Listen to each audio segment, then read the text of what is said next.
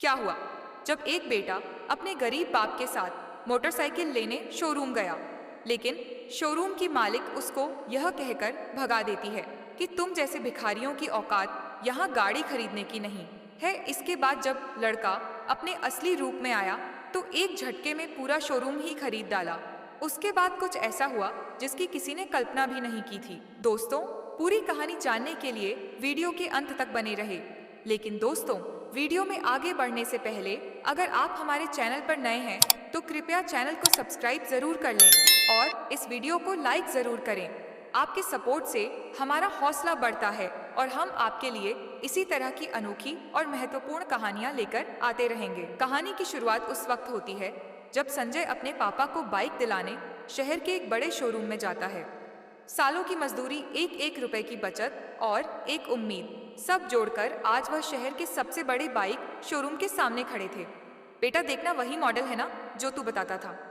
पापा ने कांपते हाथों से शोरूम की खिड़की पर लगे पोस्टर की ओर इशारा किया। संजय ने मुस्कुराकर सिर हिलाया। हाँ पापा, यही है, आज इसको लेंगे। अंदर दाखिल होते ही काउंटर के पास खड़ी एक लड़की स्लिम हाई हील्स में, परफेक्ट मेकअप और लाल लिपस्टिक में उनके पास आई। यह थी निशा, शोरूम की सेल्स गर्ल और मालिक की इकलौती बेटी। उसने संजय को ऊपर से नीचे तक देखा। संजय की पुरानी जीन्स, फटी जेब, धूल लगे जूते, पापा की चप्पल और उसके होठों पर एक अजीब सी हंसी आ गई। हाँ भाई साहब, क्या चाहिए आपको? उसने ऐसे लहजे में पूछा जैसे कोई भीख मांगने आ गया हो। संजय ने जेब से एक कागज निकाला जिस पर बाइक का मॉडल लिखा था। मैडम, हमें यह बाइक देखनी थी। डाउन पेमेंट के पैसे साथ में है, बाकी ईएमआई करवा लेंगे। निशा ने कागज लिया, पढ़ा और फिर जोर से हंसी। तेरी औकात है? इस बाइक की, यह बाइक 1,25,000 की है। अपनी हालत देख, ये शोरूम है, चैरिटी सेंटर नहीं। कुछ स्टाफ लड़के भी सुन रहे थे, हंसी दबा रहे थे। एक बोला, दीदी लगता है गलती से म्युनिसिपल की झोपड़पट्टी से यहाँ चले आए। संजय की मुट्ठी बंद गई, लेकिन चेहरा शांत रहा। पापा कुछ बोलते उससे पहले श्वेता के पिता, शोरूम के मालिक, वहां आ गए। क्या हुआ निशा पापा, ये लोग बाइक खरीदने आए हैं, उसने निशा से कहा। शोरूम मालिक ने पापा की ओर देखा, एक पल रुके, फिर बोला, भाई साहब, आप जैसे गरीबों को सपना नहीं देखना चाहिए।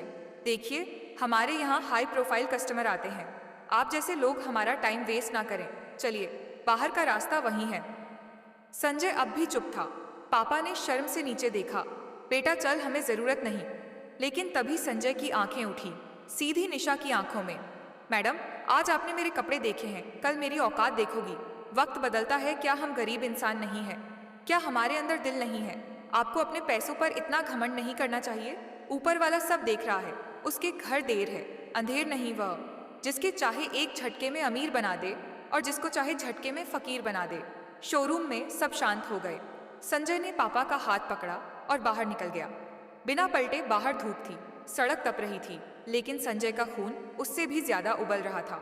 उसने चलते हुए पापा से कहा, बाबा, बाइक नहीं मिली लेकिन हिम्मत मिली। अब वह वक्त दूर नहीं जब हम बाइक नहीं ब्रांड खरीदेंगे। संजय को अब जिंदगी की सबसे कड़वी सीख मिल चुकी थी। लोग कपड़ों से नहीं, औकात से पहचानते हैं, लेकिन उसकी औकात तो अब बननी बाकी थी। शोरूम से निकलने के 5 दिन बाद संजय शहर से वापस अपने गांव लौट गया। गांव का छोटा सा कमरा, टूटी चारपाई और एक पुराना स्मार्टफोन, बस इतने ही हथियार थे उसके पास। लेकिन भीतर आग थी, वो अपमान जो दिल पर लिखा गया था, अब हर पल चीख रहा था, कुछ कर, अब वक्त तेरा है। संजय को इंटरनेट चलाने में दिलचस्पी थी। वह पहले भी छोटे मोटे ऐप्स और ब्लॉग बनाया करता था। एक दिन उसके दिमाग में एक ख्याल आया, जब मेरे जैसे लोग बाइक लेने जाते हैं तो उन्हें शक से देखा जाता है, क्यों ना कुछ ऐसा बनाया जाए जो गरीबों को भी इज्जत से बाइक खरीदवा सके। और फिर वहीं से जन्म हुआ राइडर का एक ऐसा ऐप जो सीधे उन लोगों को फाइनेंस से जोड़ेगा जिनके पास ना क्रेडिट स्कोर है, ना बैंक में भारी रकम। संजय ने दिन रात इस ऐप पर काम किया, उस ऐप को खुद डिजाइन किया, कोड लिखा। ऐप लॉन्च होने के बाद फिर उसने सोशल मीडिया पर एक पोस्ट डाल दी, बिना किसी बड़े पेपर वर्क के, अब हर इंसान बाइक का मालिक बन सकता है। राइडर एक्स डाउनलोड कीजिए। पहले हफ्ते में 200 लोग डाउनलोड किए, फिर 1000 और फिर एक वीडियो वायरल हो गया जिसमें संजय ने एक छोटे किसान को बाइक दिलवाई। लोग इमोशनल हो गए। ऐप का नाम चारों तरफ गूंजने लगा, एक महीने में राइडर एक्स ने 1 लाख यूजर पार कर लिए। छोटे बड़े यूबर इस ऐप के बारे में बात करने लगे और फिर एक दिन एक बड़े इन्वेस्टर ने संजय से कॉल पर कहा, we believe in your story, let's grow together. Sanjay ने हाँ कह दिया। अगले ही महीने कंपनी को 4 करोड़ की फंडिंग मिल गई। अब संजय के पास वह सब था, ब्रांड, पैसा, टीम, लेकिन चेहरा वही साधारण सा रखा। उसने पब्लिक में अब भी ज्यादा दिखना पसंद नहीं किया। उधर उसी शहर में शोरूम का मालिक निशा की शादी की बात चला रहा था। एक रिश्तेदार ने बताया, एक लड़का है बहुत समझदार, करोड़ों का स्टार्टअप चला रहा है, नाम है संजय। उसने कहा कि लड़का सच्चा है और घर भी सीधा साधा, पैसे की कोई कमी नहीं। शोरूम वाले ने सोचा, वाह, एकदम परफेक्ट लड़का है, हमारे जैसे खानदान के लायक है। निशा ने भी उत्साह दिखाया, पापा, ऐसे लड़के के साथ तो हमारा बिजनेस भी बढ़ेगा। किसी को क्या पता था, जिस घर में वह रिश्ता लेकर जाने वाले थे वही घर कुछ साल पहले उनकी नज़र में औकात से बाहर था। संजय को फोन आया, हम एक रिश्ते की बात लेकर आना चाहते हैं। संजय ने हाँ कह दिया। शोरूम वाला और निशा जब संजय के घर पहुंचे, उन्होंने सादा सा दरवाज़ा देखा, लेकिन अंदर सब कुछ सलीके से था। जैसे ही दरवाज़ा खुला, सामने खड़ा था संजय। निश की आंखें फटी की फटी रह गईं। उसके पापा के चेहरे से मुस्कान उड़ गई। संजय ने बिना भाव के कहा, आइए बैठिए, रिश्ता लेकर आए थे ना। पूरा कमरा सन्न और संजय के चेहरे की मुस्कुराहट सिर्फ एक बात कह रही थी, अब तेरी औकात देखने की बारी है। निशा का चेहरा सफ़ेद पड़ चुका था, जिसे वह कभी दुत्कार कर भगा चुकी थी। आज वही लड़का उनके सामने बैठा था। लड़की के बाप की सांसें अटक गई। सामने बैठा संजय, वही चेहरा, वही आंखें, लेकिन अब आत्मविश्वास अलग था। कमरे में वह नहीं, उसका वजूद बोल रहा था। आप चाय लेंगे? संजय ने पूछा, लेकिन लहजे में वह ठंडापन था जो किसी समय की तपती जली जुबान से निकला, बदला जैसा था। निशा के पिता ने जबरन मुस्कुराते हुए कहा, बेटा, हमें तो यकीन ही नहीं हो रहा, तुमने तो बहुत बड़ी तरक्की कर ली। संजय ने सीधा मुंह पर बोला, कपड़े वही हैं अंकल, सिर्फ नजरें बदल गई हैं ना। कमरे में खामोशी छा गई। निशा के पास कोई शब्द नहीं थे। वही लड़की जो कभी ऊंची आवाज में हंसकर उसे भगा चुकी थी, अब नजरें झुकाकर बैठी थी।